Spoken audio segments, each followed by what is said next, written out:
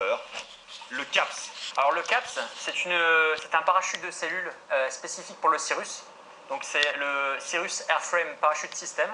Le parachute est ici, il est extracté par une masselotte qui est éjectée par un système pyrotechnique. Et en fait, l'avion se retrouve sous voile. Donc on n'est pas à bord d'un siège éjectable. En fait, on a le parachute d'éjection qui est directement lié à la structure de l'avion. Le CAPS, souviens-toi, c'est la poignée rouge qui est là-bas. Tu me la montres précisément ? Ici, là. Pierre attaque aujourd'hui son dernier vol de formation à Salon de Provence. S'il le réussit, il intégrera officiellement le corps des pilotes. Mais le chemin sera encore long avant de réaliser son rêve.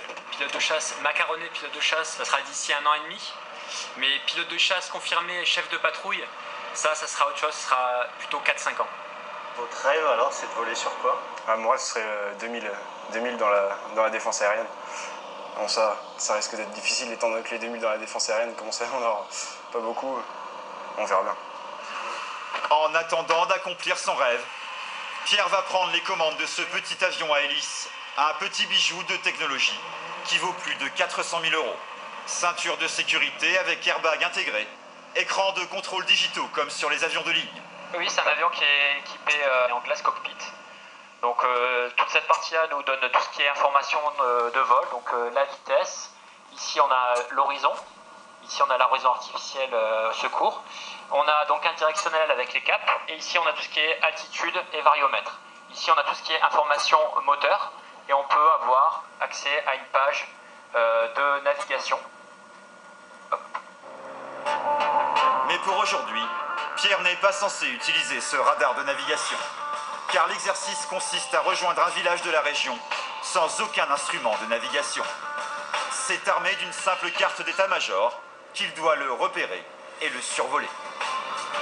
300 pieds pompe, phare coupé, les volets sont entrés, transpondeur 0, 300 checklistes après décollage terminé. Le vol va durer 1h30 environ.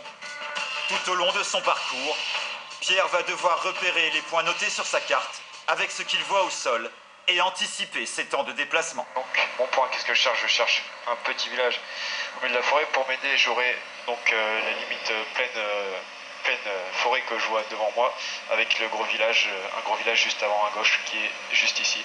Donc les points de Provence doivent être juste derrière. 15 secondes de retard sur 4 minutes, ça nous fait 3 secondes à la minute de retard. Prochain point, minute 8:30, donc ça fera 25 secondes de retard. On arrivera à la minute 8:55. Alors est-ce que c'était un point tournant Ouais, c'est un point tournant. Donc après un point tournant, ce qu'on fait au niveau du chrono. Après 20 minutes de vol, Pierre n'a pas raté un seul point de manœuvre et il conserve toujours le bon cap.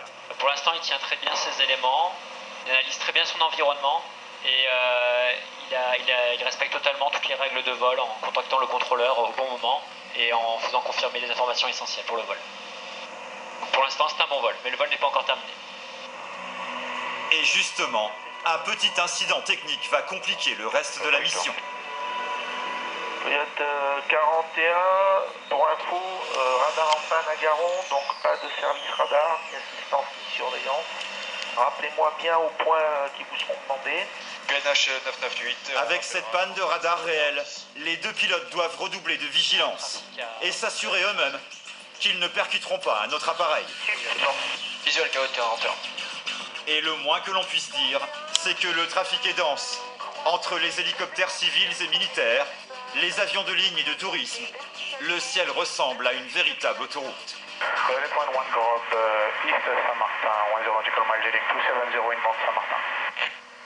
Saint-Martin, c'est nord de Montpellier. C'est non confitueux. Vous avez le temps de profiter du paysage là, aux commandes? Ça dépend des moments. Par exemple, quand on était à Nîmes avec le contrôle, etc., ils n'avaient pas de radar, c'était un peu le bazar. J'avais moins le temps. Il ne profite pas du vol, il analyse son environnement. Mais il n'est pas là pour faire du tourisme.